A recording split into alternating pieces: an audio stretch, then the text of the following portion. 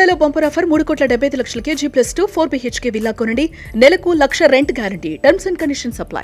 ఎంత బాగుందో ఒక పూల తోటలో మీ ఇద్దరు పూలు కోస్తూ ఉన్నారు. అసలు మిమ్మల్ని చూడాలో ఆ పువ్వుల్ని చూడాలో అర్థం కావట్లేదు. జస్ట్ ఒక 4-5 డేస్ బ్యాక్ మొహబాద్ వెళ్ళినప్పుడు సో తన కోసమే ఆ తోటకి వెళ్ళాము. ఏ పువ్వు ఏ తీపిదన్నది ఏనాడో రాసున్నది. హరిత, కవిత మీ ఇద్దరి పేర్లు కూడా భలే మ్యాచ్ అయ్యాయి. కవిత గారిని ఎప్పుడు చూసారో మీకు గుర్తుందా? తను నేను 7th అప్పుడు నేను 7th క్లాస్ లో తను 5th క్లాస్. మా మేనమామ డాటర్ తను క్లాస్మేట్స్ అన్నమాట. తన స్టడీస్ ఎలా ఉన్నాయని కనుక్కోవడానికి మెల్లిగా అప్పుడు స్టార్ట్ అయింది మా రిలేషన్.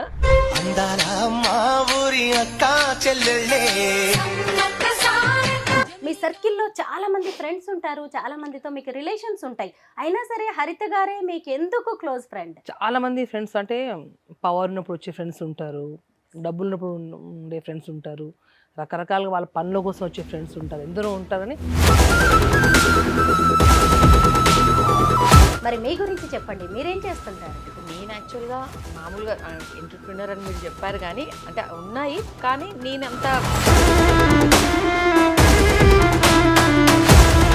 ఎప్పుడు మీ ఇద్దరి మధ్య మాట విభేదాలు కానీ, లేదు అంటే అలగడాలు, లేదంటే మాటలు బంద్ చేసుకోవడం లాంటివి జరగలేదా? అంటే చిన్న చిన్న గొడవలు అయినా, గొడవ అంటే కూడా మీ ఆచార వ్యవహారాల గురించి, బంజారాల గురించి మీరు ఏం చెప్తారు? అంటే బేసిక్గా ఏంటంటే చిన్నప్పటి నుంచి అంటే మేము చదువుకోవడానికి ఎక్కడ అంటే వేరే సిటీస్కి వెళ్ళినా కూడా భాషను ఎప్పుడు మర్చిపోలేదు, భాషతోనే మాట్లాడుకుంటున్నాం. ఇంకోటి ఏంటంటే మా సాంప్రదాయాలు, ఇప్పుడు టీజ్ పండుగ అని చెప్పాను కదా. కేసీఆర్ గారితో మీకున్న అనుబంధం ఏంటి? నా గాడ్ ఫాదర్ మా నాన్నగారు. నాన్నని చూసి నేను రాజకీయాల్లోకి వచ్చాను. ఆ రాజకీయ భిక్ష వైఎస్ఆర్ పెడితే నేను ఎమ్మెల్యేగా ఓడిపోయిన తర్వాత మరొక అవకాశం, గొప్ప పునర్జన్మనిచ్చింది కేసీఆర్ గారు, కేటీఆర్ గారు అండి. ఆ రోజు హరిత గారు, మీరు రాజకీయాలని చాలా దగ్గర నుంచి చూస్తూ ఉన్నారు. మరి మీకెప్పుడు పాలిటిక్స్ లోకి రావాలనిపించలేదా? అంటే డైరెక్ట్ పాలిటిక్స్ నాకు ఎప్పుడు ఇంట్రెస్ట్ లేదు.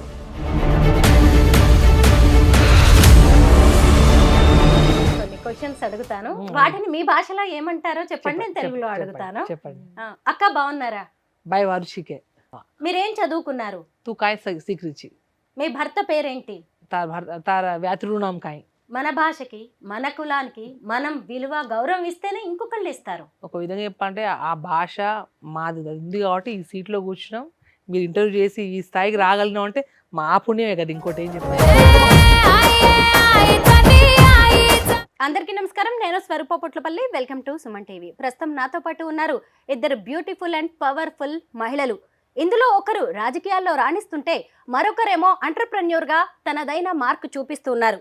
వారిద్దరూ మరెవరో కాదు, మాజీ మంత్రి రెడ్డి నాయక్ గారి కుమార్తె, మాజీ ఎమ్మెల్యే, మాజీ ఎంపీ అయిన మాలోతు కవిత గారు. అయితే మరొకరు ఎంటర్‌ప్రెన్యూర్‌గా పేరు తెచ్చుకుని వ్యాపార రంగంలో ముందుకు వెళ్తున్న హరిత కటికనేని గారు. వారిద్దరూ 40 ఏళ్లుగా ప్రాణ స్నేహితులు. ప్రస్తుతం నాతో పాటు ఉన్న వారిద్దరితో మాట్లాడి ఈరోజు రాజకీయాల గురించి, అలాగే వారిద్దరి పర్సనల్ లైఫ్ గురించి అనేక విషయాలు తెలుసుకుందాం.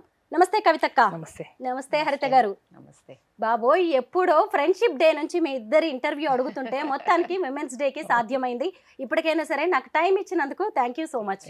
అయితే ఈరోజు మీ ఇద్దరి గురించి చాలా విషయాలు తెలుసుకోవాలి. 40 ఏళ్లుగా ఫ్రెండ్షిప్ని కొనసాగించడం అంటే చిన్న విషయం కాదు. ముందుగా ఆ వీడియోతో మనం స్టార్ట్ చేద్దాం. ఎంత బాగుందో, ఒక పూల తోటలో మీ ఇద్దరు పూలు కోస్తూ ఉన్నారు. అసలు మిమ్మల్ని చూడాలో ఆ పువ్వుల్ని చూడాలో అర్థం కావట్లేదు. వైరల్ అవుతుంది ఆ వీడియో, దాని గురించి చెప్పండి కవితక్క. జస్ట్ ఒక 4-5 డేస్ బ్యాక్ మొహబాద్ వెళ్ళినప్పుడు గూడూరు మండలం పక్కనే ఉంటుంది. పెళ్ళికి వెళ్తూ ఉంటే తనకు జన హరితకి పూల తోటలన్నా మంచిగా ఫార్మింగ్ అనే చాలా ఇంట్రెస్ట్ ఎక్కువ తనకి. సో తన కోసమే ఆ తోటకి వెళ్ళాము. సో అట్లే పూజకు కూడా పూలు తీసుకోవాలని చెప్పేసి అది తీసుకోవడం అనుకోండి. ఆ వీడియో ఆ రోజు అంత మంచి బాగా వచ్చింది. ఆ వీడియో మీరు పంపినప్పుడు అనుకున్నా మీకు ఆ వీడియో వచ్చింది. అవును, అది వైరల్ అవుతూ నా దగ్గరకు వచ్చిందనమాట. హరిత గారు, ఆ వీడియో చూస్తుంటే ఏమనిపిస్తుంది మీకు? అంటే నేను ఎప్పటి నుండో అనుకుంటూ ఉండే, ఇట్లా పూల తోటలో ఒక వీడియో అయినా ఫోటో అయినా ఇట్లా బాగా ఇంట్రెస్ట్ ఉండే. యాక్చువల్గా తను ఇంతకు ముందు కూడా ఒకసారి వెళ్ళి నాకు ఒకసారి, నేను ఆ టైంలో నాకు కుదరలే వెళ్ళడము. తను పంపించినప్పుడు ఇలా అస్సలు బాగాలేదు, నువ్వు సింగిల్గా దానికి అసలు ఏమాత్రం ఇది కనబడట్లేదు, సో నేను వచ్చి ఇద్దరం కలిసి దిగితేనే దానికి ఏమన్నా కొంచెం కలొస్తుందేమో, ఇద్దరం కలిసి దిగుదాం నెక్స్ట్ అని చెప్పిన అన్నట్టే వెళ్ళేప్పుడు దారిలో ఉండే ఇంకా అది అయిపోయింది. పూజలు కావచ్చు, శుభకార్యాలు, లేదంటే రాజకీయ పార్టీలు, ఇతర ఎక్కడ ఈవెంట్స్ లో చూసినా ఇద్దరు కలిసే కనిపిస్తూ ఉంటారు. అసలు మీ ఫ్రెండ్షిప్ ఎప్పుడు స్టార్ట్ అయింది, ఎలా స్టార్ట్ అయింది? మేము స్కూల్ డేస్ నుంచి, అంటే ఏదో నిన్న మొన్న ఏదో రాజకీయంతోనో ఏదో దేంతోనో మొదలైన ఫ్రెండ్షిప్ కాదు. స్కూల్ డేస్ నుంచే. నాకంటే 3 years సీనియరు. అందుకే ఎవరు Senior ఆ? అలా కనిపించట్లేదు. అందుకే అలా కనిపించేది కాబట్టి అందరికి ముందే చెప్తా, నేను చిన్నదాన్ని అది పెద్దదని చెప్తా ఉంటా. సో అట్లా ఒకటే హాస్టల్ ఉండడం. సో మా హాస్టల్లో కూడా ఏంటంటే మా సీనియర్స్ ఎక్కువ మమ్మల్ని చూసుకునేవాళ్ళు. సో అందులో మెయిన్గా హరిత బాగా చూసుకోవడం, తను అట్లా టేక్ కేర్ చేయడంతో అట్లా కంటిన్యూగా ఇది అప్పటి నుంచి మా ఫ్రెండ్షిప్ ఇవాళ వరకు కూడా మా ఇద్దరు అండర్స్టాండింగ్తో అట్లా నడుస్తూ ఉంది. నా 10th అయిపోయిన తర్వాత కూడా తన 10th అయితే తను బయటకు వెళ్ళిపోయినా నేను అక్కడ ఉన్నా కూడా నన్ను చూడడానికి రావడం కానీ వెళ్ళడం కానీ, అంటే సేమ్ ఓన్ సిస్టర్ ఎట్లయితే చెల్లెల్ని వచ్చి ఎట్లా చూసుకుంటూ ఉంటుందో తను అట్లా టేక్ కేర్ చేస్తుంది కాబట్టి మీ ఇద్దరు ఇప్పటికీ అలానే కలిసి ఉన్నాం. హరిత, కవిత, మీ ఇద్దరి పేర్లు కూడా భలే మ్యాచ్ అయ్యాయి. కవిత గారిని ఎప్పుడు చూసారో మీకు గుర్తుందా? తను నేను 7th అప్పుడు, నేను 7th క్లాస్లో తను 5th క్లాస్. ఓకే. అప్పుడు అంటే మా మేనమామ డాటర్ తను క్లాస్మేట్స్ అన్నమాట. తన స్టడీస్ ఎలా ఉన్నాయని కనుక్కోవడానికి మెల్లిగా అప్పుడు స్టార్ట్ అయింది మా రిలేషన్. ఆ తర్వాత ఇంకా తను వేరే స్కూల్కి వెళ్ళిపోయింది, కానీ నేను మాత్రం అదే స్కూల్లో కంటిన్యూ అయిపోయినా. హాస్టల్ కూడా సేమే అవ్వడము, బాగా అల్లరి చేస్తుండే, ఎప్పుడు కంప్లైంట్సే ఉంటుండే అనమాట దాని మీద. ఆ కంప్లైంట్స్తో అట్లా చేయొద్దు, అలా ఉండకు, ఎందుకు అంత. అల్లరి చేస్తాను. మాది ఫాతిమా మిషనరీ స్కూల్ కాబట్టి చాలా స్ట్రిక్ట్ ఉంటుండే. అంటే స్టడీ రూమ్లో ఎలా అంటే ఓన్లీ స్టడీస్ తప్ప ఇంకా వేరే ఏం చేయొద్దు అనమాట. మనమేమో అది తప్ప అన్నీ చేస్తుండే. సో ఆ కంప్లైంట్స్ టైంలో అలా చెయ్యకు, అలా ఉండకు అని అనడంతో స్టార్ట్ అయ్యి ఇంకా ఇప్పుడు టోటల్గా అంటే అది చిన్నది అనేది ఎప్పుడో వెళ్ళిపోయింది. అది చిన్నది కాదు, నేనే చిన్నదాన్ని అని చెప్పుకోవడానికి ఎవ్రీ టైం నీ సూపర్ సీనియర్ అని అందరూ చెప్తూ ఉంటారు అనమాట. హరితక్క, హరితక్క అని కూడా చెప్తూ ఉంటారు. కానీ పిలవడం అక్క అని ఎప్పుడు పిలవదు, అది చిన్నప్పటితోటి అయిపోయింది అక్క. ఓకే. ఇద్దరం ఒకరినొకరం అమ్ము అనే పిలుచుకుంటాం. హరిత గారిలో మీకు బాగా నచ్చిన క్వాలిటీస్ ఏంటి? ఓపిక ఎక్కువ, కోపం రాదు. అంటే ఏ చెప్పినా అది చెప్పినట్టు వినాల్సిందే, కానీ చాలా ఓపిక, చాలా జాగ్రత్తగా వింటది. కరెక్ట్, నాకైతే కరెక్ట్ గైడ్ చేస్తుంది. మాలో కవిత గారిలో మీకు నచ్చని అంశాలు ఏంటి? కొంచెం తొందరపాటు ఎక్కువ.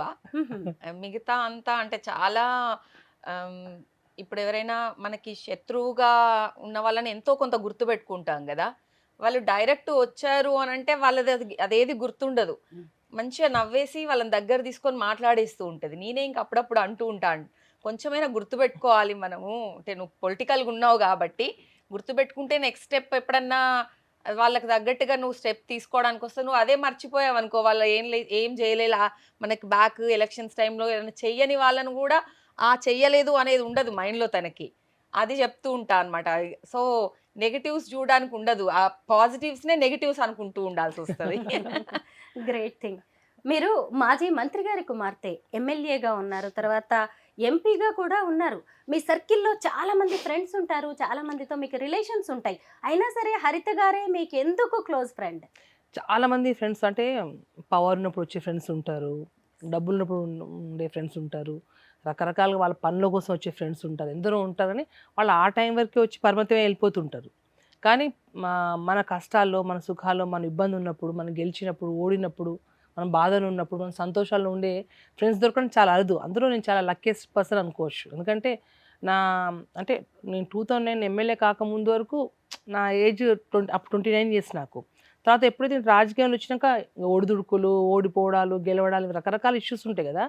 ప్రతి విషయంలో 100% తన నా సపోర్ట్ ఉంది కాబట్టి నేను అంటే నా బ్యాక్ ఉండడం, తను నా బ్యాక్లో ఉండి నువ్వు ఇట్లా కాదు అట్లా అంటే మనం మంచి చెల్లు ఏదైనా చెప్పుకోవాలంటే మనం సొంత వ్యక్తి ఒకరు అవసరం, అర్థం చేసుకునే వ్యక్తి అవసరం. దాంట్లో హరిత పాత్ర అయితే 100% ఉంది.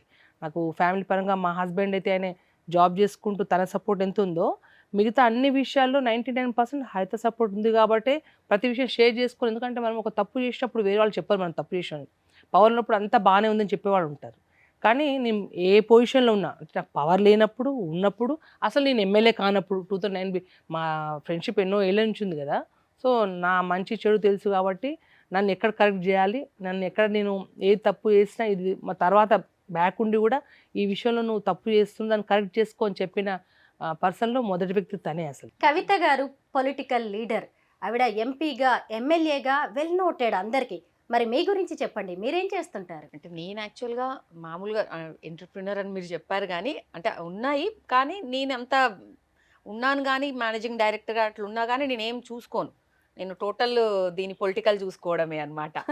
బిజినెస్ సైడ్ అంతా హస్బెండ్ వాళ్ళే ఏం చూసుకుంటారు. బిజినెస్లు ఉన్నాయి మీకు? రియల్ ఎస్టేట్ ఉంది బిజినెస్, టోటల్ వాళ్ళే. థియేటర్స్ ఉన్నాయి, అన్ని హస్బెండ్ వాళ్ళే చూసుకుంటారు. మాది జాయింట్ ఫ్యామిలీ, 6 brothers. సో వాళ్ళే మొత్తం చూసేసుకుంటారు కాబట్టి నేను టోటల్ దీని పొలిటికల్ దాని మీద ఎక్కువ ఫోకస్ చేస్తూ ఉంటాను అన్నట్టు. దీనికి ఏంటంటే ఇది వాళ్ళ హస్బెండ్ని ఎక్కువ ఏం పొలిటికల్గా ఇన్వాల్వ్ అవ్వరు, అండ్ ఇది కూడా ఏం చెప్పదు ఎవరికి. అంటే నాకు ఈ కష్టం ఉంది, నేను ఇలా ఫీల్ అవుతున్నా అని కూడా ఎవరితో వాళ్ళ మదర్తో కానీ వాళ్ళ ఫాదర్తో కానీ వాళ్ళ హస్బెండ్తో కానీ షేర్ చేసుకోదు. అన్నీ నాతోటే షేర్ చేసుకుంటూ ఉంటుంది. అంటే ఒక్క టైంలో నువ్వు మొత్తం నాతోటే షేర్ చేసుకొని నాకు ఎక్కువ ఇదైపోతుంది, కొన్ని ఇంకెవరితోటన్నా షేర్ చేసుకో, నా ఒక్కదానితోటే షేర్ చేసుకోకు అని ఫీల్ అయిన సందర్భాలు కూడా ఉన్నాయి అన్నమాట. ఎలక్షన్స్లో ఓడిపోయి డిప్రెస్ అయిపోయి, అంటే చాలా చిన్న ఏజ్లో అనుకోకుండా ఎమ్మెల్యే అయిపోయింది. ఆ ఎమ్మెల్యే ఆ 5 years అసలు ఆ ఎమ్మెల్యేగా పెద్ద మనకేం ఇది లేకుండా, ఎందుకంటే అంకుల్ ఓడిపోవడము, తర్వాత రాజశేఖర్ రెడ్డి చనిపోవడము, తర్వాత తెలంగాణ మూమెంట్, ఇవన్నిటితో అసలు ఎమ్మెల్యే అనే ఫీలింగ్ ఎప్పుడు కలగలేదు అన్నట్టు. ఆ కలగకుండానే ఓడిపోవడం జరిగింది.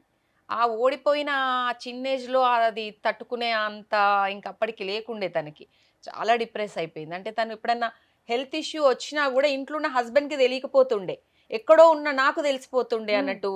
అది హాస్పిటలైజ్ అయింది, దానికి బాగాలేదు అనేసి మేము హాస్పిటల్కి వెళ్ళి హాస్పిటల్ నుండి ఇంటికి వెళ్ళే వరకు కూడా దాని హస్బెండ్కి తెలియకపోతుండే అనమాట.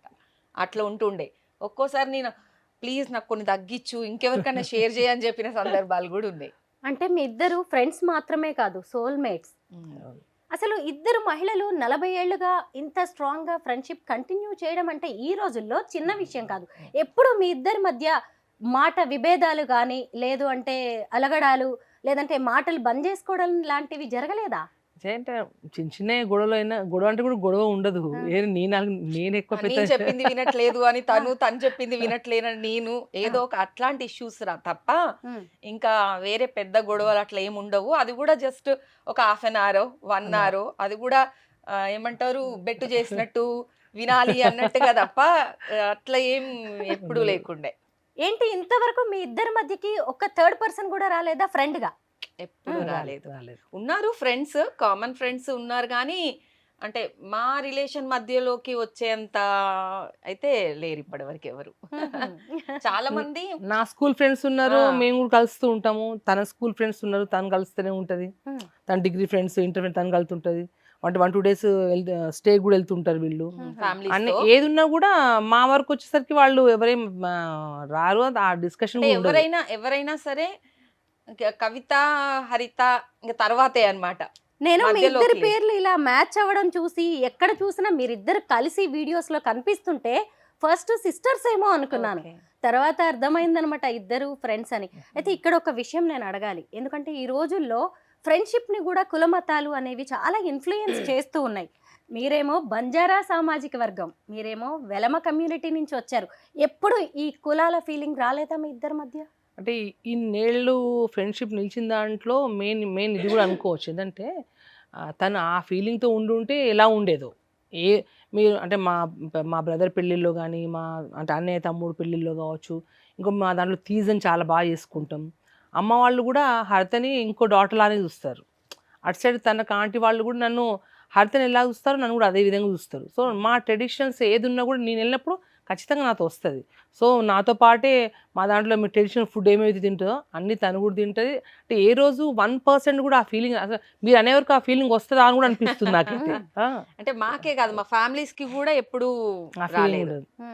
అంటే మా అత్తమ్మ వాళ్ళ సైడ్ కానీ, అమ్మ వాళ్ళ సైడ్ కానీ నన్ను ఎలా చూస్తారో దాన్ని కూడా అలానే చూస్తారు. జనరల్గా అయితే ఇప్పుడు మీరు అన్న మాట చెప్పాలంటే వాళ్ళ తల్లిదండ్రులు నన్ను మొదటి నుంచి తెలుసు కాబట్టి అనుకోవచ్చు. అత్తగారి సైడ్ కొంతమంది ఫీలింగ్ ఉండే వాళ్ళు ఉంటారేమో, కానీ వీళ్ళ ఫ్యామిలీ వరకు అలా లేదు. ఇంకా ఒక విధంగా నాకు ఇంపార్టెన్స్ ఇచ్చిన తర్వాత ఇంకా వేరే వాళ్ళకి ఇస్తారు. అంటే ఏదో నేను పొలిటికల్ అని కాదు, సో నన్ను వాళ్ళతో అయితే నన్ను ఒక డాటర్ లానే, మాకు ఆడపడుచులు ఆడబిడ్డ లేరు. లేరు. మా అమ్మ అంటూ ఉంటది మా అత్తమ్మతో, మీకు కూతురు లేదు కాబట్టి కూతురులాగా ఇంకా అంటే అది అలానే చూసుకుంటది కూడా. అత్తమ్మకి ఎప్పుడైనా హెల్త్ ఇష్యూ అయినా ఏదైనా కూడా నాతో పాటుగా తను కూడా ప్రతి దాంట్లో ఇన్వాల్వ్ అయ్యి ఎంత బిజీ ఉన్నా హాస్పిటల్కి రావడం అట్లా చేసేసరికి ఇంకా మా అమ్మ అంటూ ఉంటది మీకు కూతురు తను అనేసి. హరిత గారు, కవితక్క బంజారా భాష మాట్లాడుతూ ఉంటారు, మీకు అర్థమవుతుందా? టోటల్ గా మాట్లాడతారా? నాకు ఆ స్లాంగ్ రాదు, వాళ్ళకి కొంచెం డిఫరెంట్ స్లాంగ్ ఉంటది కదా. అవును. సో ఆ స్లాంగ్ మాట్లాడడానికి రాదు కానీ total each and every word అర్థమవుద్ది. మా వాళ్ళ భాష హస్బెండ్ అంటూ ఉంటారు, నువ్వు ఎందుకు అనవసరంగా మన భాష నేర్పించావు, మనం ఏదన్నా సీక్రెట్ మాట్లాడుకోవస్తూ ఉండే కదా, ఇప్పుడు మాట్లాడుకోవడానికి లేకుండా అయిపోయింది అని. అర్థం ఉందంటే ఏది మాట్లాడుకోవాలన్నా సీక్రెట్ మాట్లాడుకోలేము. ఒకటి మా మరదలు కూడా, తమ్ముడు వైఫ్ కూడా inter caste love come arrange marriage, తను హరిత అంతే అనమాట. అంటే ప్రతి మాట ప్రతి పదం అర్థమవుతుంది. వీళ్ళ ముందు ఏది మాట్లాడలేము మనం, ఏదైనా వీళ్ళు బయటకు వెళ్ళిపోయాక మాట్లాడుకోవాల్సి వస్తుంది. సో ఆల్మోస్ట్ భాష మాట్లాడలేదు కానీ ప్రతి పదం అర్థమవుతుంది. 30-40 ఇయర్స్ నుండి మనతో ఇప్పుడు నార్మల్ గా తెలుగు వాళ్ళతో కాకుండా తన ఎవరైతే ఎస్టీ వాళ్ళతో మాట్లాడుతుంది అంటే కంపల్సరీ భాషే మాట్లాడుతుంది. అంటే ఇంట్లో కూడా మేము మా హస్బెండ్ అయినా మేము అందరూ ఇంట్లో కూడా మేము మా భాషలో మాట్లాడుకుంటారు. అమ్మ వాళ్ళతో పిల్లలకి రాలే. అంటే పాపకు వచ్చు స్టార్టింగ్ ఒక 1 ఇయర్స్ క్లాస్ స్కూల్ ఇబ్బంది అయింది అనమాట. అంటే మొత్తం మా భాష మాట్లాడడం వల్ల అర్థం కాకుండా అయ్యేసరికి నెక్స్ట్ బాబు వరకు వచ్చేసరికి ఏమైందంటే ఇక భాష వాళ్ళతో మాట్లాడడం తగ్గింది. కానీ లేకపోతే అదర్వైజ్ ఇంట్లో అంటే టోటల్ మా ఫ్యామిలీలో మొత్తం మా భాషతోనే మాట్లాడుకుంటాం. అదర్వైజ్ అక్కడ ఎంత పెద్దవాళ్ళు ఉన్నా కూడా ఫోన్లో అయినా మా భాష మాట్లాడుకోవాల్సిందే. ఒకరోజు ఒక బంజారా ధర్నాలో మీరు బంజారా భాషలో మాట్లాడడం నేను చూశాను. ఎంత చక్కగా మాట్లాడుతున్నారు. బంజారా భాష కావచ్చు, ఆట పాట ఎంత బాగుంటాయో. మీ ఆచార వ్యవహారాల గురించి, బంజారాల గురించి మీరు ఏం చెప్తారు? ఆ రోజు ధర్నాల్లో మాట్లాడినాక ఆ రోజు కూడా మీరు కాల్ చేశారు. ఎందుకంటే మీతోని ఇవాళ అంటే సుమన్ టీవీ కాకుండా ఢిల్లీలో పాత పరిచయం కాబట్టి మీరు మా భాష చూసి ఏందక్క మీరు ఇంత బాగా మాట్లాడతారా అని అంటుంది. అంటే బేసిక్గా ఏంటంటే చిన్నప్పటి నుంచి అంటే మేము చదువుకోవడానికి ఎక్కడ అంటే వేరే సిటీస్కి వెళ్ళినా కూడా భాషను ఎప్పుడు మర్చిపోలేదు, భాషతోనే మాట్లాడుకుంటున్నాం. అది ఉండడం వల్ల ఏంటంటే ఇంకోటి ఏంటంటే మా సాంప్రదాయాలు ఇప్పుడు తీజ్ పండుగ అని చెప్పాను కదా, ఎప్పుడెప్పుడు హాలిడేస్ వస్తే ఇప్పుడు మీరు బతుకమ్మ ఎట్లా ఆడుకుంటారో మాకు తీజ్ పండుగ అది. సో పర్టికులర్ అప్పుడు మా చెల్లెలను మా అంటే కజిన్స్ అందరిని కలుసుకోవచ్చు, అందరి తండాలో వెళ్ళొచ్చు, అందరిని కలవచ్చు అనే ఒక ఇంట్రెస్ట్ తోటి కంపల్సరీ తీజ్ పండుగ వెళ్తుండేది. దాంట్లో చాలా దేవుళ్ళని పెట్టుకునే ముత్యాలమ్మ పండుగలు అన్నీ ఉంటాయి. ఆ ప్రతి పండుగలు కూడా ఖచ్చితంగా అక్కడ ఉంటాం. మా ట్రెడిషన్స్ చాలా అంటే కొంచెం మార్వాడీస్కి కలిసి ఉంటాయి. మేము ఎట్లా తీజ్ చేసుకుంటామో వాళ్ళు కూడా తీజ్ చేసుకుంటారు. సో మేము ఎట్లయితే మిగతా మా సాంప్రదాయాలు కొంచెం మార్వాడీస్కి దగ్గరలో ఉంటాయి. కానీ మా ప్రతి సాంప్రదాయం కూడా చాలా అంటే చాలా హ్యాపీగా చాలా బాగుంటుంది. అంటే అన్నీ కూడా అంటే కొన్ని మాటలు భాషలు వేరుండొచ్చు కానీ ఆల్మోస్ట్ వేరే వాళ్లకు మాకు దగ్గరే ఉంటాయి. బంజారాల డ్రెస్సింగ్ కూడా చాలా బాగుంటుంది కానీ ఇప్పుడు ఎవరు వేసుకోవట్లేదు. అవును, అది బాధాకరం ఏంటంటే ఇప్పటికీ మా మేనత్త లంబా డ్రెస్ వేసుకుంటారు. నాన్న వాళ్ళకి 2 చెల్లెళ్ళు, పెద్ద మేనత్త స్టిల్ ఇప్పటి కూడా మా లంబా డ్రెస్లోనే ఉంటుంది, మా బంజారా డ్రెస్లోనే ఉంటుంది. మా అమ్మమ్మ వాళ్ళు ఉండే అమ్మమ్మ చనిపోయారు అనుకోండి, కానీ దాదాపు తండాల్లో కూడా ఏంటంటే అందరూ అంటే ఇప్పుడు అందరూ కూర్చొని అప్పట్లో ఈ బంజారా డ్రెస్లు అంతా కూడా కుట్టేది అంటే ఊళ్ళల్లో పొలాలు చేసుకునేటప్పుడు లేకపోతే వ్యవసాయం చేసుకునేటప్పుడు ఆ చెట్ల కింద కూర్చొని అల్లికలు అల్లుకునేవాళ్ళు మా అమ్మమ్మ వాళ్ళు, మా మేనత్తలు, మా పెద్దమ్మలు అట్లా. కానీ ఇప్పుడు ఎవరు అందరూ కూడా ఈ జనరేషన్లో అయితే లంబా డ్రెస్సే కొద్దివైపోయింది. ఎప్పుడైనా ఏదైనా ఒక కార్యక్రమం చేద్దామన్నా కూడా సరే మా ట్రెడిషన్ మేము కాపాడుకోవడానికి కార్యక్రమం చేద్దాం అనుకున్నా ఆ డ్రెస్ వేసుకునే వాళ్ళని కూడా వెతుక్కోవాల్సి వస్తుంది. మీ దగ్గర కూడా లేదా? ఉంది అబ్బా, ఉంది డ్రెస్ ఉంది. ఆ రోజు ధర్నాలో కూడా మీరు ఒక పట్టీ లాంటిది ఏదో యాక్చువల్గా ఆ పట్టీ వేసుకున్నాం కానీ మా లంబాడ గుంగుటో అంటే గుంగుటో అంటారు. ఇప్పుడు ఎట్లా మార్వాడీస్ గుంగట్ అంటారో మేము గుంగుటో అంటాము. అది కానీ మా డ్రెస్ లంగా కానీ ఇవన్నీ కూడా అన్నీ నాకు ఉన్నాయి. త్వరలో మీకు అది వేసుకొని చూపిస్తాలేండి. చూడాలనుకుంటున్నాను, చాలా బాగుంటుంది. అదంతా కూడా హ్యాండ్ మేడ్, ఎవరిది వాళ్ళే స్టిచ్ చేస్తారు. ఇప్పుడు అల్లికాళ్ళే వాళ్ళు కూడా తక్కువైపోయారు. అంటే ఆ రోజులో అది ఒక రోజు కాదు, చాలా నెలల తరబడి అంటే మా బ్లౌజ్ దాన్ని ఖాళీ అంటారు అన్నట్టు. దాన్ని అల్లడానికి ఒక 5-6 months అల్లే వాళ్ళు ఉంటారు. ఇప్పుడంతా రెడీమేడ్ ఏదో స్టిచ్చింగ్ లాగా అయిపోయేసరికి కూడా వాటి ఇంట్రెస్ట్ తగ్గింది. కానీ నిజమైన అల్లికైతే చాలా బాగుంటది. తన కోరిక ఒకసారి ఇద్దరం వేసుకొని ఫోటో దిగాలని. అవును, ఎప్పుడు మీరిద్దరు చీరల్లోనే కనిపిస్తూ ఉన్నారు, అలా కూడా దిగండి. ఎందుకంటే తప్పకుండా ఈసారి మళ్ళీ ఎలక్షన్స్ వచ్చే లోపే దిగుతాం చూడండి. సరే, నేను కూడా వెయిట్ చేస్తూ ఉంటాను. మీ ఇద్దరి శారీస్ కలెక్షన్ కూడా చాలా బాగుంటుంది. మీరిద్దరు కలిసి షాపింగ్ చేస్తుంటారా? తక్కువ, దానికి అంత ఇంట్రెస్ట్ ఓపిక ఉండదు. మెయిన్ అన్నన్ని గంటలు వచ్చి శారీస్ షాపింగ్ అవన్నీ అంత ఓపిక ఉండదు కాబట్టి అది బిజీ ఉన్న టైంలో నేను తనతో వెళ్ళని టైంలో నేను ఎక్కువ వరకు ఆన్లైన్లో లేకపోతే ఎవరైనా ఇంటికి వస్తూ ఉంటారు, నేను తీసేసుకొని బ్లౌజ్ కూడా స్టిచ్ చేసేసి రెడీ పెడితే ఇప్పుడు రేపు ఒక 1 వీక్ 10 డేస్కి అవసరం ఉంది అనుకున్నప్పుడు దాన్ని చెప్తే చెప్పకపో అవసరం లేదు, దానికి కదా డే టు డే ఉంటాం కదా, ఎవ్రీథింగ్ అన్ని చూసి సెట్ చేసి పంపిస్తూ ఉంటుంది. ఏ ఫంక్షన్స్ అయినా ఏదైనా ఇంకా ముందే అంటే ఈ ఫంక్షన్కి వెళ్తున్నా ఈ శారీ రెడీ పెట్టు అని కూడా ఇంకా చెప్పాల్సిన అవసరం లేదనమాట. ఇప్పుడు ఫంక్షన్స్ ఉన్నాయి కదా అనేసి ముందే తీసి ఆ ఫంక్షన్కి ఇది పెట్టాను అని చెప్పేంత వరకు కూడా దానికి తెలియదు. ఎన్ని వందల చీరలు ఉన్నాయేంటి మీ దగ్గర? ఏం వందలనే కాలేండి, ఏం లేదా? అంటే ఎక్కువ ఎక్స్పెన్సివ్ అవి ఇంట్రెస్ట్ చూపదు, చాలా తక్కువ ఇంట్లో ఫంక్షన్స్ వరకు మాత్రమే శారీస్. లేదు అని అంటే ఇంకా మనం కట్టిన వీళ్ళు ఏంటంటే టోటల్ జనాలలోనే ఉంటారు, టోటల్ శారీస్ ఒక్కసారి చూసారంటే ఇప్పుడు మొత్తం బయట సోషల్ మీడియా వచ్చేసరికి ఒక్కసారి ఒకసారి కట్టాము అంటే మళ్ళీ కట్టాలంటే అది ఆ రోజు కట్టేసాము, అది వైరల్ అయిపోయింది, జనాలందరూ చూసేసారనే ఫీలింగ్ అయిపోయింది కదా, అట్లా మళ్ళీ కట్టడానికి రావట్లే. దానివల్ల ఏమైందంటే ఎక్కువ అన్ని costly తక్కువ కాస్ట్ లోనే కొని ఒక్కసారి కట్టేసి ఇంకా నెక్స్ట్ ఎవరో ఒకరికి దాని దగ్గర ఉండే కార్యకర్తలకు వాళ్ళు వీళ్ళు ఉంటారు కదా, మా చెల్లెళ్ళు కజిన్స్ వాళ్ళు ఉంటారు వాళ్ళందరికీ వాళ్ళకి ఇచ్చేస్తూ ఉంటారు. ఎంత పాలిటిక్స్ లో ఉన్నా, ఎంత బిజినెస్ విమెన్ అయినా గానీ కొంత గాసిపింగ్ అనేది నడుస్తుంటది. మహిళలంటే చేస్తుంటారా? ఎందుకు ఉండదు, ఖచ్చితంగా ఇప్పుడు మీ మీడియాలో ఉండదా చెప్పండి. అంటే అంటే జనరల్గా చెప్పాలంటే ఏ దాంట్లో వెళ్ళినా కూడా, బిజినెస్లో పోయినా, మీడియాలో పోయినా, రాజకీయాల్లో పోయినా, మహిళలు అనగానే ఫస్ట్ అది ఉన్నది ఏది లేకున్నా పుట్టించడమే ఫస్ట్ అందరికి వచ్చేది కదా, కామన్ నడుస్తూనే ఉంటే అవి పట్టించుకోదు. అదొక అది కూడా ఒక టైం పాస్ అన్నమాట గాసిపింగ్ అనేది. కవిత గారు 29 ఏళ్లకే ఎమ్మెల్యే అయ్యారు మహబూబాబాద్ కి. వారి నాన్నగారు కూడా మంత్రిగా కూడా ఉన్నారు. ఆవిడ అంత చిన్న ఏజ్ లోనే రాజకీయాల్లోకి వెళ్తాను అన్నప్పుడు మీకేమనిపించింది? అప్పుడు యాక్చువల్గా అంకుల్కి ఇంట్రెస్ట్ లేకుండే అది రాజకీయంలోకి రావడం, ఎందుకంటే బాబు 1.5 years అప్పుడు, పాప 3-4 years.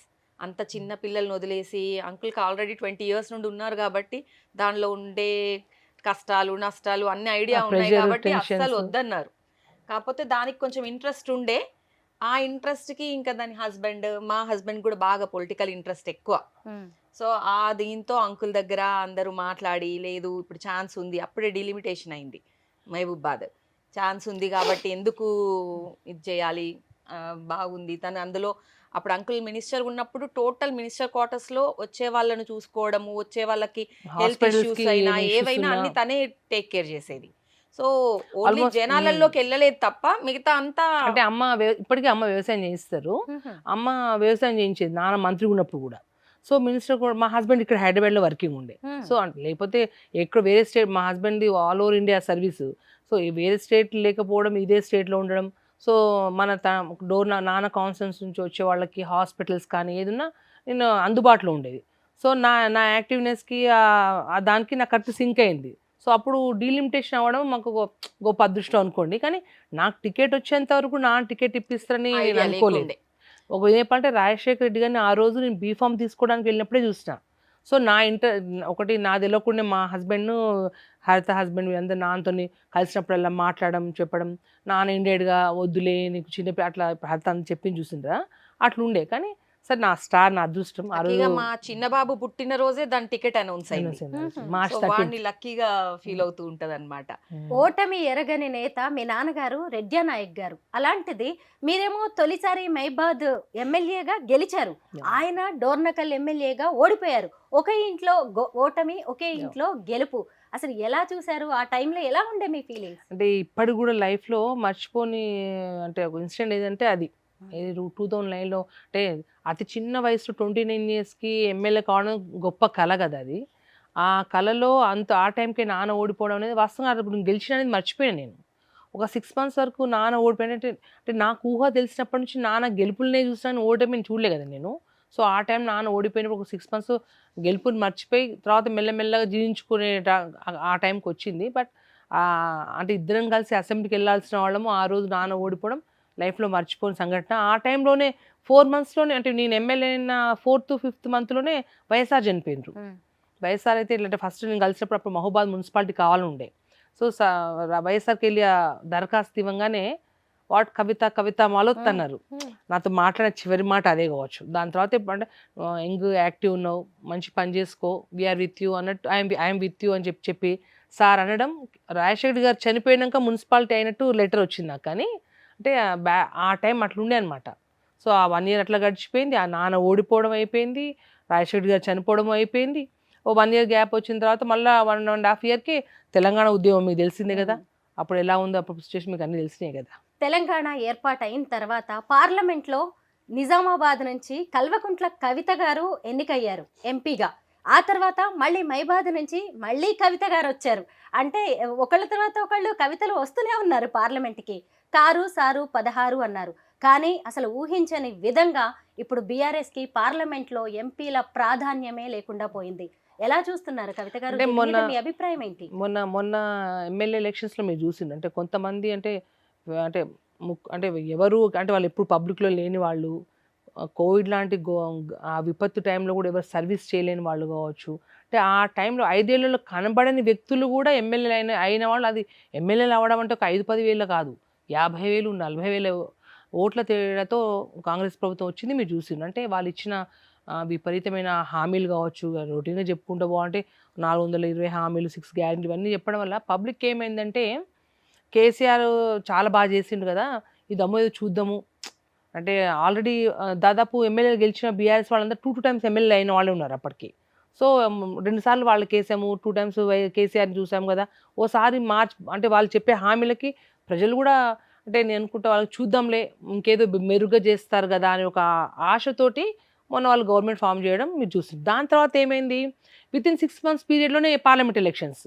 ఎమ్మెల్యేలు అయ్యే ప్రమాణ స్వీకారం చేసిండ్రో లేదో వితిన్ 6 మంత్స్, 6 కూడా కాదు 4 మంత్స్, డిసెంబర్ 7th గవర్నమెంట్ వస్తే మేలో మా ఎలక్షన్స్ వచ్చినాయి కదా.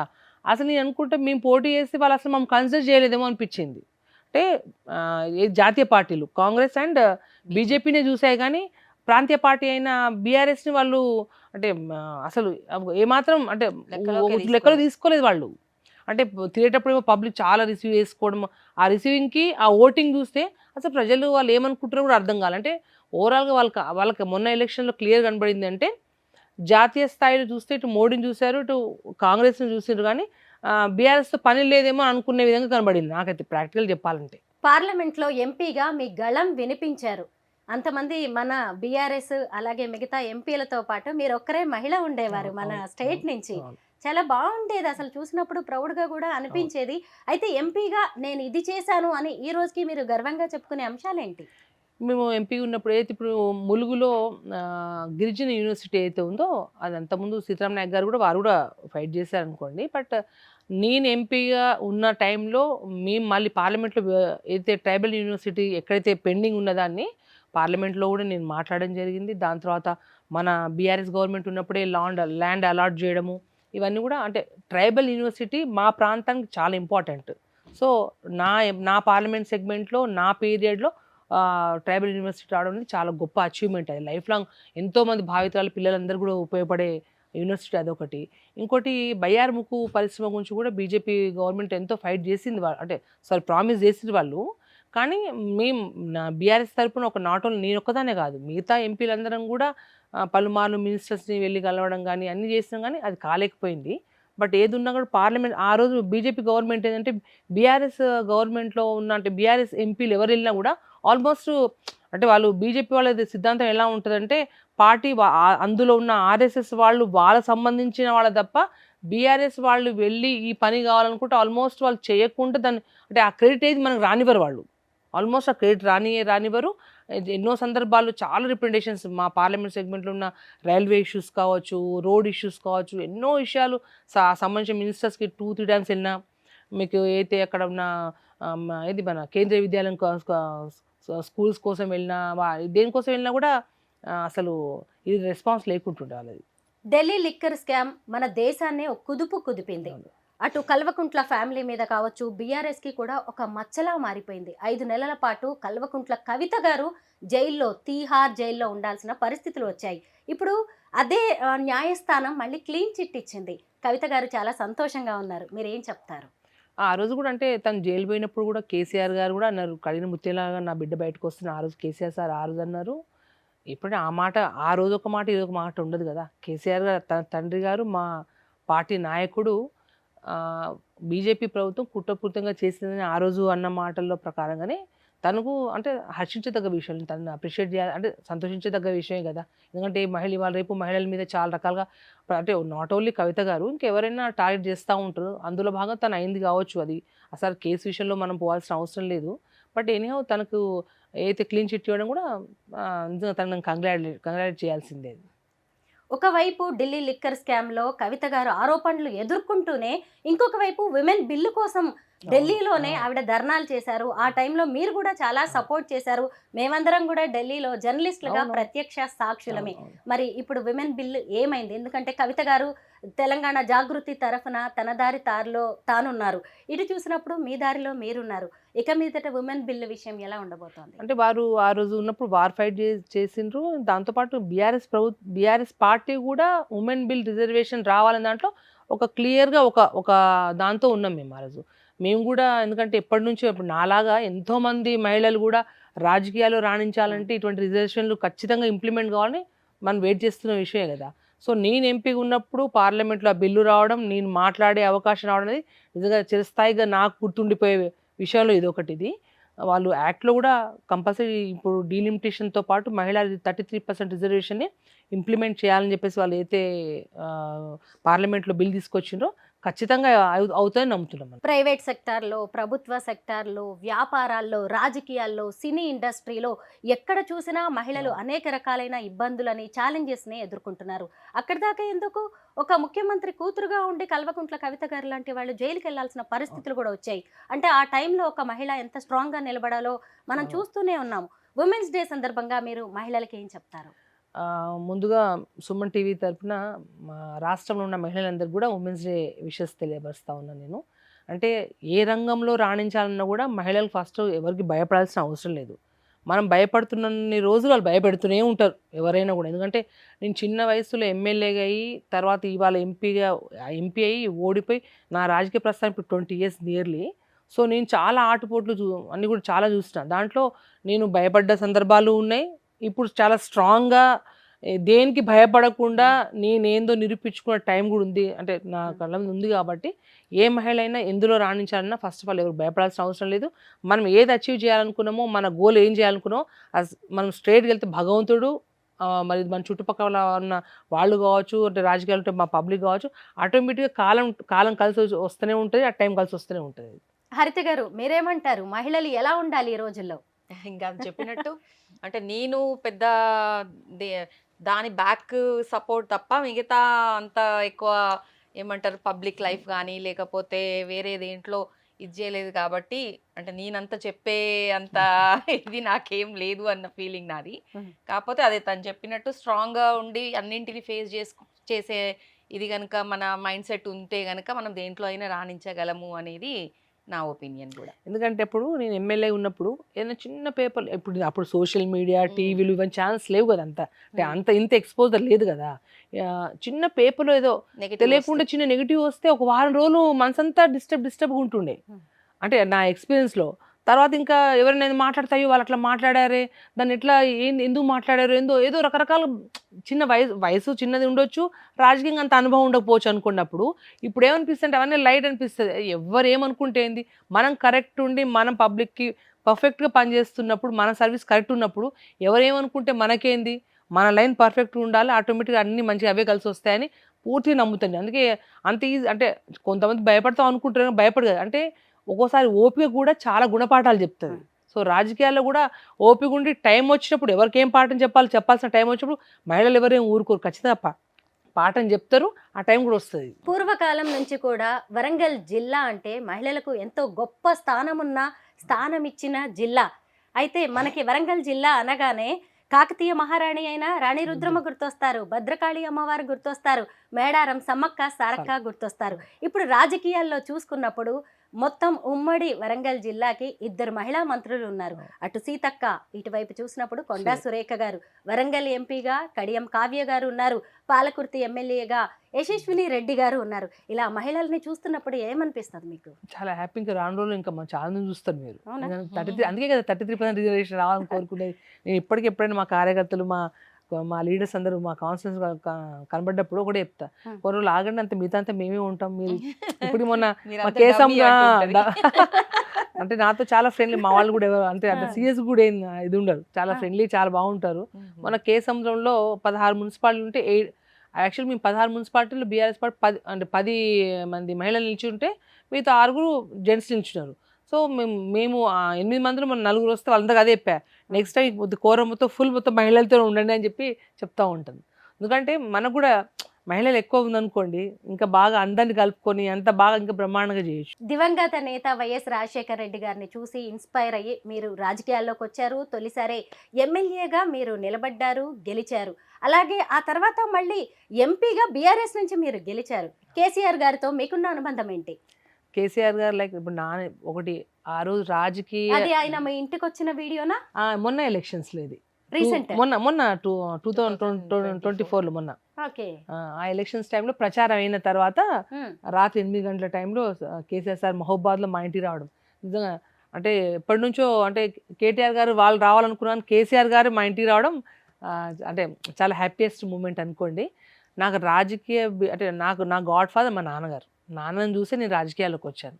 ఆ రాజకీయ భిక్ష వైఎస్ఆర్ పెడితే నేను ఎమ్మెల్యేగా ఓడిపోయిన తర్వాత అనివార్యంగా నాన్నగారు ఆ రోజు టీఆర్ఎస్లో అంటే అక్కడ డెవలప్మెంట్ కోసం కావచ్చు, కేసీఆర్ గారి ఆహ్వానం మేరకు రాష్ట్రంలో ఒక గిరిజన నాయకుడు ఉంటే బాగుంటుందని చెప్పేసి కేసీఆర్ గారి యొక్క ఆహ్వానం మేరకు రెడ్డి నగర్ వెళ్ళాక వారితో పాటు నేను కూడా అంటే నేను ఒక దగ్గర ఉండొద్దు, కలిసే ఉండాలనే ఉద్దేశంతో నాన్నతో వెళ్ళా.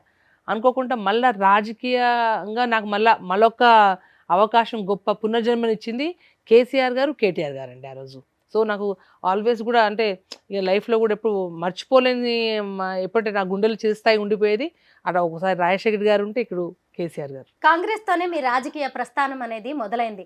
మళ్ళీ 10 ఏళ్ల తర్వాత రాష్ట్రం అంతా కూడా కాంగ్రెస్ మయంగా మారిపోయింది. మీ ఫీలింగ్స్ ఏంటి? ఏమనిపిస్తుంది మీకు? అంటే నేను అనేది ఆ రోజు నాకు కాంగ్రెస్ అనే దానికంటే రాజశేఖర్ గారితోనే నాకు అంటే అందరికి కూడా తెలిసింది ఆ రోజు పార్టీ కంటే కూడా వైఎస్ఆర్ ఆయన పాదయాత్ర చేసినాక గవర్నమెంట్ రావడం ఇవన్నీ చాలా ఉన్నాయి కదా. సో వైఎస్ఆర్ ఆల్వేస్ కూడా అంటే పార్టీ నేను బీఆర్ఎస్లో వచ్చిన కదా అని చెప్పేసి ఇవాళ మళ్ళీ ఎంపీ అయ్యానని అదని అంటే చరిత్రను మర్చిపోయే వ్యక్తిని కాదు నేను. సో వైఎస్ఆర్ ఆల్వేస్ మైండ్లో ఉంటారు. కానీ ఆ వైఎస్ఆర్ గారు ఇష్టం ఉందని చెప్పేసి ఇవాళ చేస్తున్న కాంగ్రెస్ ప్రభుత్వము చేస్తున్న తప్పుదాన్ని అయితే మనం దాచిపెట్టుకోలేం కదా. వాళ్ళు మొన్న ఏదైతే హామీలు ఇచ్చిండ్రో ఎక్కువ శాతం మహిళలకే ఇచ్చిండ్రు. మీకు తెలుసు వాళ్ళు ఇచ్చే గ్యారంటీలు కానీ హామీలు కానీ, ఎందుకంటే నేను ప్రజల పక్షాన ఉండి ప్రజలకు ఏది కావాలో వాళ్ళ తరపున ఫైట్ చేయాల్సిన బాధ్యత నా మీద ఉంది. కాబట్టి కాంగ్రెస్ ప్రభుత్వం వాళ్ళు ఇచ్చిన హామీలకు వాళ్ళు చేస్తున్న పనులకు ఎటువంటి పొంతనే లేదు. ఇవాళకి స్టిల్ కూడా వాళ్ళు చెప్పిన ఏదో ఫ్రీ బస్ అని చెప్పి నేను అంటుంటే మొన్న ప్రజలు చెప్తున్నా, లాస్ట్ మహిళలను జుట్లు పట్టుకునే కాడికి తీసుకొచ్చిరే తప్ప వాళ్ళు మీరు చూస్తలేరు సోషల్ మీడియాలో ఫ్రీ బస్ అని పెట్టడం తప్ప వాళ్ళు గ్యాస్కి ఇచ్చే అమౌంట్ 500 రూపీస్ కానీ 2500 మహిళలకి ఇవ్వాల్సిన అమౌంట్. ఎందుకంటే మహిళలు ఒకసారి ఫిక్స్ అయితే ఇంట్లో ఉన్న ఓట్లన్నీ కూడా మనం మార్చి ఓటింగ్ చేయొచ్చు. అవును కదా. మీ హస్బెండ్ మీ మాట వింటారా వినరా? అంతే కదా. మీ తమ్ముళ్ళు వింటారు, మీ అన్నలు వింటారు. అలా మొన్న ఎలక్షన్స్లో ఏమైందంటే మహిళలందరూ కూడా అంటే 2500 కావచ్చు, మా పిల్లలకు ఇచ్చే బెనిఫిట్స్ కావచ్చు, పెన్షన్స్ పెంచేవి కావచ్చు, అంటే కుటుంబానికి బెనిఫిట్ అయ్యే చాలా స్కీమ్స్ పర్సనల్గా మనం మాట్లాడంటే ఒక కుటుంబానికి అత్తకు పెన్షన్ పెంచుతారు, మాకు పెన్షన్ ఇస్తారు, చెల్లెకు 2000, మా కోడలకు 2500 ఇస్తారు, నాకు పెన్షన్ పెరుగుతుంది, ఉదాహరణ చెప్తున్నా పెరుగుతుంది, నా మనవరాలకి స్కూటీ ఇస్తారనో ఇట్లా 1,00,000 మాటలు చెప్పేసి కుటుంబం ఏమనుకుందంటే కేసీఆర్ మంచుటే పోయి కానీ ఒకసారి అయితే కాంగ్రెస్ 2 సార్లు ఆయనకి వేసినాం కదా ఒకసారి వేద్దామని పబ్లిక్ అంటే మనతోనే ఉండి మనతోనే తిరుగుతూనే ఓటింగ్ విషయంలో మాత్రం ఆ హామీలు నెరవేరితే గొప్ప ఆశతోటి వాళ్ళు కాంగ్రెస్ గవర్నమెంట్ ఆ రోజు మనం నిలబెట్టింది. కానీ ప్రజలు ఇవాళ పశ్చాత్తాపడుతున్నారు. ఎందుకంటే అరే ఎంతో ఇచ్చిన దాంట్లోనే కేసీఆర్ చాలా బాగుండే, గవర్నమెంట్ బాగుండే. మీరు నిన్న చూస్తున్న మన ఖమ్మం చూశారు కదా, ఎన్ని ఇల్లు కూల్చేసి అందరూ రోడ్డు పాలు చేశారు. మా యువ నాయకుడు కేటీఆర్ గారు మొన్న వెళ్ళి వాళ్ళందరూ భరోసా కల్పించి బీఆర్ఎస్ పార్టీ వాళ్ళకి అండగా ఉంది. అంటే ఎక్కడ చూసినా ఇటు మూసీ నదిలో చూసినా ఇక్కడ చూసినా అదేదో ఆ 4 సిటీ అంటారు, ఇంకోటి ఏదో అంటారు తప్ప లగచర్ల చూడండి. మీరు ఢిల్లీలో మనం కలుసుకునే సందర్భం మీకు జ్ఞాపకం చేస్తున్నా. లగచర్ల ఎందుకంటే వారి రేవంత్ రెడ్డి గారి నియోజకవర్గంలో ఎక్కువ శాతం 30-40 వేల జనాభా. ఎందుకంటే నేను ఒకసారి కోస్గి మండలం కూడా అప్పుడు బై ఎలక్షన్లో ఆయన ప్రచారం కూడా వెళ్ళా. సో అక్కడ ఉన్న గిరిజన తండాలతో కూడా నాకు సంబంధాలు ఇప్పటికి స్టిల్ వాళ్ళు మాట్లాడుతూ ఉంటారు.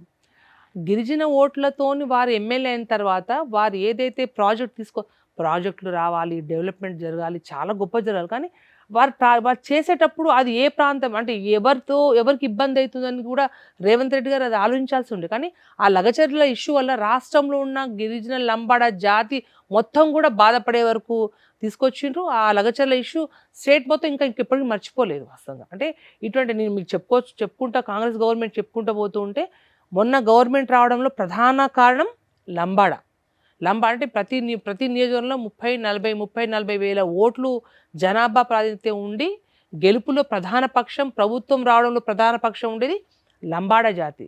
అటువంటి జాతికి ఇబ్బంది అవుతున్న విషయాన్ని సరే రేవంత్ రెడ్డి గారికి అవన్నీ తెలియవని నేనేం అనట్లేను. కానీ ఏదున్నా కూడా ప్రధాన పక్షం మీరు మీ గవర్నమెంట్ రావడంలో మీ స్కీమ్స్ మీరు అబద్ధపు హామీలు ఎన్ని ఇచ్చిండ్రో ఒక వంతు కాక, కానీ మీరు గెలుపు మీ సీట్లు గెలవడంలో ప్రధాన పక్షం ఉంది లంబాడ జాతి అని మాత్రం వాళ్ళు మర్చిపోవద్దు. వాళ్ళు ఇచ్చే హామీలు కూడా ఖచ్చితంగా రాను వాళ్ళు నెరవేర్చాలని చెప్పి మేము డిమాండ్ చేస్తూ ఉంటాం. హరిత గారు, మీరు రాజకీయాలని చాలా దగ్గర నుంచి చూస్తూ ఉన్నారు. మరి మీకు ఎప్పుడు పాలిటిక్స్ లోకి రావాలనిపించలేదా? అంటే డైరెక్ట్ పాలిటిక్స్ నాకు ఎప్పుడు ఇంట్రెస్ట్ లేదు. ఓకే. అంటే అన్ని చూసాగా, దాంట్లో ఉండే కష్టాలు చూసా, దాంట్లో ఉండే ప్రతిదీ దగ్గర నుండి చూసాను కాబట్టి అంటే చాలా ఇది తను ఎమ్మెల్యే అయింది, ఎంపీ అయింది, మళ్ళీ ఎప్పుడో ఒకప్పుడు మినిస్టర్గా చూడాలి, ఇట్లా తన గురించే తప్ప నాకేదో పోస్ట్ రావాలి, నేనేదో పదవి అన్నది ఎప్పుడూ లేదు. నాకు రాజకీయంగా ఇంట్రెస్ట్ ఎప్పుడు లేదు. రాజకీయాలు అన్న తర్వాత విమర్శలు, ప్రతి విమర్శలు, ఆరోపణలు ఇలాంటివి చాలా కామన్. మన గురించి నెగిటివ్గా మాట్లాడే వాళ్ళు కూడా చాలా మంది ఉంటారు. వాటన్నిటిని మీరు ఎలా తీసుకుంటారు? మిమ్మల్ని ఎప్పుడైనా బాగా బాధ పెట్టిన సంఘటనలు ఉన్నాయా? అంటే అదే చెప్తున్నాం కదా, మీకు ఓడిపోయినప్పుడు బాధపడదు తప్ప ఆ టైంలో ఏదో చిన్న అంటే వాస్తవంగా పోయిన ఎమ్మెల్యే టైంలో కూడా పెద్ద నెగిటివ్ అన్నట్టు మాట్లాడేవి ఏం లేకుండా. ఎందుకంటే 2-3 ఏళ్ళు ఉద్యమము దాంతోనే సరిపోయింది. ఉద్యమం చేసేటప్పుడు కూడా ఎవరైనా ధర్నా చేసే ముందు వాళ్ళకంటే చిన్నదాన్ని కాబట్టి టక్కున వాళ్ళకంటే ముందే రోడ్ల మీద కూర్చొని నేను కూడా వాళ్ళతో ధర్నాలు పాల్గొనేదాన్ని. అంటే ఆ రోజు ఉద్యమం టైంలో సకలంలో అందరూ కూడా ఉద్యమం దాంట్లో ఎట్లా పాల్గొన్నారో నేను కూడా అదే విధంగా పాల్గొన్నా. ఆ టైంలో చిన్న ఏదున్నా కూడా పెద్ద నొప్పించి తీసుకునేది ఏం లేదు. బట్ ఆ ఎమ్మెల్యే ఓడిపోయిన తర్వాత మాత్రం చాలా నేర్చుకున్నా. అంటే గెలిచే టైంలో ఎవరెవరు ఉంటారు, ఓడిపోయినాక ఎవరు ఉండరు అనేది ఆ 5 ఏళ్ళు నాకు ఇంకా 30 ఏళ్ళు రాజకీయం చేసేంత అనుభవాన్ని అయితే ఇచ్చింది. సో నేను మళ్ళీ ఎంపీ అయిన తర్వాత కూడా అంటే రోజు మాకు వయసు పెరుగుతున్న కొద్ది మనకు రాజకీయ అనుభవం కూడా పెరుగుతుంది కాబట్టి పెద్ద టెన్షన్. ఇంకోటి నా మనస్తత్వం ఎలాంటిదంటే ఏదైనా ఇష్యూ అంటే ఒకటే పెట్టుకొని బాగా ఫీల్ అయ్యేది ఏమి ఉండదు. 1 గంట 2 గంటలు అంత ఫాస్ట్ మళ్ళీ ఫ్యామిలీతో రాగానే మళ్ళీ అది మర్చిపోతాయి. అంటే హర్తాన్ని చూడండి, మీకు శత్రువులు కూడా ఎవరైనా వస్తే మర్చిపోయి వెంటనే మాట్లాడేస్తారు. తర్వాత చెప్తుంది అనమాట, నువ్వు అట్లా అంటే అవును కదా అని అట్లా అనుకుంటా. కానీ అది కూడా మంచిదే. ఒక మాట, రాజకీయం చేయాలన్నా అన్ని అనుభవించాలన్నా కూడా ఆరోగ్యం బాగుండాలి. ఆరోగ్యం బాగుండాలంటే ఈ చిన్న మైండ్లో పెట్టుకొని కూడా స్ట్రెస్ తీసుకునే దానికంటే భగవంతుడు కొన్ని విషయాలు మర్చిపోయేటట్టు చేయడమే మంచిదో అని అనుకుంటా. మీ బ్యూటీ సీక్రెట్ ఏంటో ఇప్పుడు అర్థమైపోయింది. నిజంగా అసలు మీ ఇద్దరు కలిసి నాకు వీడియోస్ లో కనిపిస్తే ఎంత బ్యూటిఫుల్ గా ఉంటారో, అంత పవర్ఫుల్ స్ట్రాంగ్ విమెన్, ఎంత సింపుల్ గా ఉంటారు అనిపిస్తా ఉంటది అనమాట. చాలా మంది అంటే కొందరు ఆత్మ అని పిలుస్తూ ఉంటారు, కొంతమంది ఇది ఎమ్మెల్యే ఉన్న టైంలో వైఎస్ఆర్ కేవీపీ ఎలానో మీరిద్దరు అలా అని అనేవాళ్ళు, కొంతమంది జయలలిత శశికళ అనేవాళ్ళు. నేను అనేదాన్ని వాళ్ళు ఎవ్వరూ కాదు, మేము వాళ్ళందరికంటే ఎక్కువ అనేది. జయలలిత శశికళ అని ఏదైనా అండర్స్టాండింగ్ అనేవాళ్ళు. ఫ్రెండ్షిప్ లో కావచ్చు, ఎక్కడైనా తను బాగా నన్ను అంటే నేను కోపంలో ఉన్నా, ఒక్కోసారి బాగా తిరిగి కొద్ది ఫ్రస్ట్రేషన్ లో ఉన్నా, రకరకాలుగా ఒత్తులు ఉంటాయి కదా మనకు, అయినా అన్నిటి బాగా అర్థం చేసుకుంటది. చూస్తుండగానే కాలచక్రం గడిచిపోతూనే ఉంది, మళ్ళీ ఎలక్షన్స్ వస్తూనే ఉన్నాయి. నెక్స్ట్ ఎలక్షన్స్ లో బీఆర్ఎస్ పరిస్థితి ఎలా ఉండబోతోంది? దాని గురించి క్వశ్చనే లేదు. 100% next government BRS government form చేస్తుంది. ఖచ్చితంగా నేను అసెంబ్లీ కూడా వెళ్తా. మీ ఫ్రెండ్ కోరుకున్నట్టుగా మంత్రి కూడా అవుతారా? అది ఒకటండి. సరే, నా ఫ్రెండ్కి ఆ కోరిక ఉండడం అంటే తనకు భావ్యమే కావచ్చు, కానీ నేను అంతదాకా ఆలోచించట్లేను. నేను ఒకసారి ఎమ్మెల్యే గతంలో చేసిన కాబట్టి నాకు ప్రజలతో ఎక్కువ క్లోజ్గా ఉంటే హ్యాపీ. నాకు అంటే ఎంపీ అంటే ఎక్కువ మనము ప్రజలతో ఎక్కువ అటాచ్డ్ ఉండం మనం, ఎందుకంటే 7 కాన్స్టిట్యుయెన్సీస్ 14-15 lakhs పీపుల్ తోటి అంత 7 నియోజకవర్గాల ఎమ్మెల్యేతో అంటే ఆల్మోస్ట్ ఎమ్మెల్యేలే పబ్లిక్ తో అటాచ్డ్ ఉంటారు. నేను ఎమ్మెల్యేగా చేసి ఉన్నా, నాకే కొద్ది పబ్లిక్ తో ఉండడము, గుంపుతో ఉండడం, పబ్లిక్ లో వెళ్ళి పని చేయడం ఆ ఇంట్రెస్ట్ ఎక్కువ.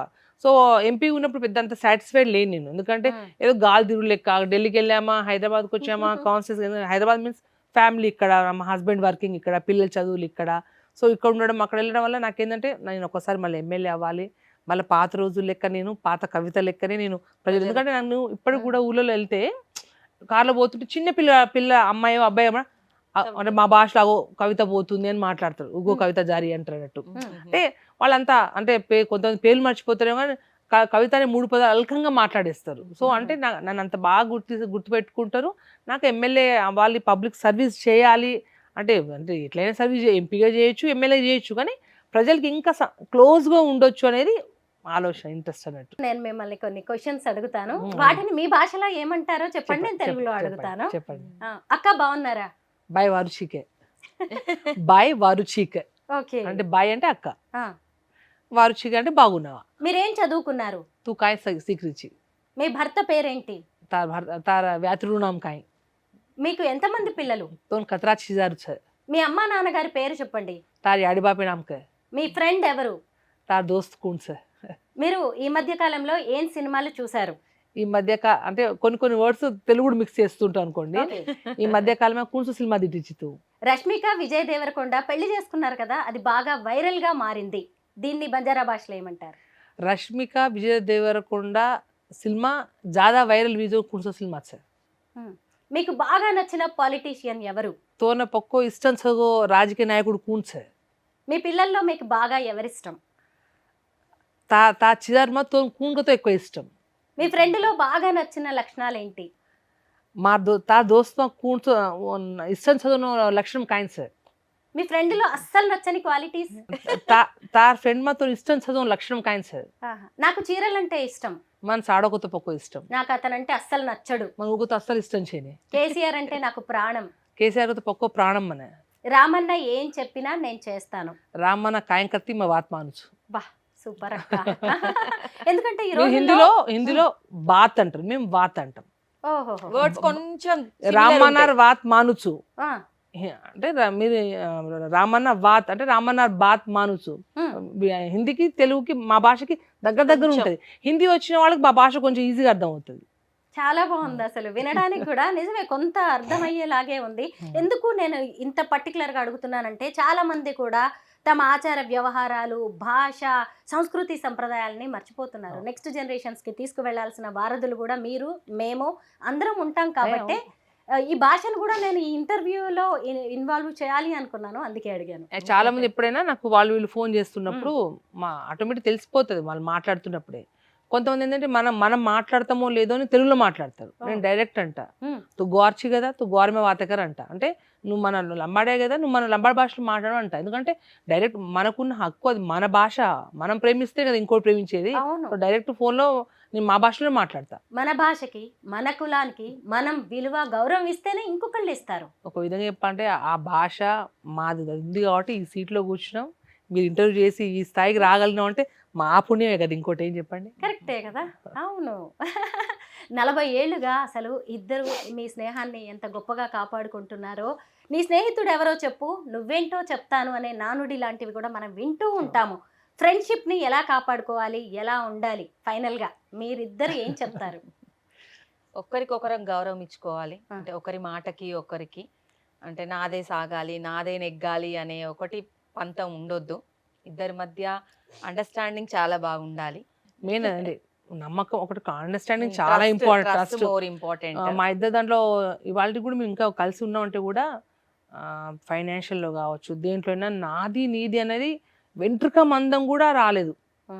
లేకపోతే చాలా విషయాలు చూస్తే నీదేంద్రా నాదేంద్రా అనుకుని మాట్లాడుకుని ఉంటారు కదా, ఆ వ్యత్యాసం ఏ రోజు కూడా రాలేదు, రాబోదు కూడా. అంటే మధ్యలోకి రామ్ మేము అంటారు, అలా భయపడతారు అనమాట. రాజకీయాల్లో బిజీగా ఉన్నప్పుడు కూడా ఆవిడ మీకు ఇంత టైం ఇచ్చేవారా?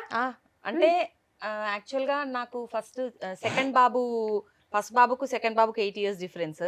సెకండ్ బాబు పుట్టడము దీనికి టికెట్ రావడం ఒకటే అయింది. సో నేను ప్రత్యక్షంగా తనతో లేను ఎమ్మెల్యే ఎలక్షన్స్ లో. నేను చిన్న బాబుతో ఇక్కడే ఉండాల్సి వచ్చింది. ఎవ్రీడే నైట్ ఏడ్చేదాన్ని, నేను లేను, నేను చూసుకోలేను. తనకు శారీస్ కట్టుకోవడం కూడా రాకపోతే ఎమ్మెల్యే అయిన తర్వాత చీరలు కొట్టడం స్టార్ట్ చేశాను. అంటే షాపింగ్ కూడా నేను లేకుండా ఎమ్మెల్యే Ticket ఎలక్షన్స్ లో వచ్చినాకనే. క్యాంపెయినింగ్ కి Hmm. వెళ్ళడం కోసం తను ఒక్కతే వెళ్ళి శారీస్ కొనుక్కొచ్చుకుందనమాట. అరే నేను లేకుండా నువ్వు ఎలా కొనుక్కున్నావో నువ్వు కొనుక్కో, అలా కూడా ఏడ్చా అనమాట. నేను నీ దగ్గర లేకుండా అయిపోయాను అనేసి అదొక డిప్రెషన్ లాగా అయిపోయిండే 1 month అది క్యాంపెయినింగ్ లో ఉంటే. క్యాంపెయినింగ్ అయిపోయి ఫస్ట్ నా దగ్గరికే వచ్చింది అనమాట. అసలు ఈవిడికి మీరు ఎంత సపోర్టో నాకు కూడా అర్థమైంది. ఆవిడ ఎంపీగా ఉన్నప్పటి నుంచి నేను ఇంటర్వ్యూ అంటుంటే చేద్దాం రా చూద్దాం రా అని ఏళ్ళు గడిపేశారు. మొత్తానికి మీతో ఇంటర్వ్యూ అనగానే నెక్స్ట్ డేకి వచ్చేసారు. అమ్మా నాకు ఇప్పుడు మీరు ఆవిడ వీక్ పాయింట్ అని కూడా అర్థమైంది. అలాగే సపోర్ట్ సిస్టమ్ కూడా మీరు సూపర్. అసలు ఈ రోజు అప్పుడు ఎమ్మెల్యే టైంలో బాబు చిన్న కాబట్టి నేను ఎక్కువ వెళ్ళకపోతుండే. తను అక్కడ కాన్స్టిట్యున్సీ నుండి హైదరాబాద్ వచ్చింది అంటే ఇంక నేను బాబుని తీసుకొని తన దగ్గరికి వెళ్ళి ఉండేదాన్ని అనమాట. 3-4 days ఇంక ఇద్దరం కలిసి స్పెండ్ చేసే తర్వాత మళ్ళీ తన కాన్స్టిట్యున్సీ. మా ఇద్దరు ఫ్రెండ్షిప్ ఇట్లా ఉందంటే ఇటు మా హస్బెండ్ తన హస్బెండ్ కూడా ఆ సపోర్టివ్ ఉన్నారు కాబట్టి మేము హ్యాపీగా అంటే ఒకరికొకరు సపోర్టివ్ ఉన్నాం వాస్తవం చెప్పాలంటే. కరెక్టే. అంతే కదా ఈ చాలా రోజుల్లో. అవును, నిజమే. వాళ్ళు కూడా సపోర్ట్ చేయకపోతే ఈవెన్ మీ పిల్లలు కూడా మీ పేరెంట్స్ మీ అవును. కుటుంబాలు, అందుకే మీ ఇద్దరి ఫ్రెండ్షిప్ అబ్బా ఇంత అద్భుతంగా సాగుతోంది. ఇలాగే Thank you. మీరిద్దరూ ఇలాగే కలిసి ఉండాలి, ఇలాగే ఎంతో మందికి ఆదర్శప్రాయంగా ఉండాలని కోరుకుంటున్నాను. మొత్తానికి ఫ్రెండ్షిప్ డే నుంచి మొదలైన ఇంటర్వ్యూ అనేది విమెన్స్ డే కి క్లోజ్ అయింది. Thank you so much. Thank you so much. Thank you.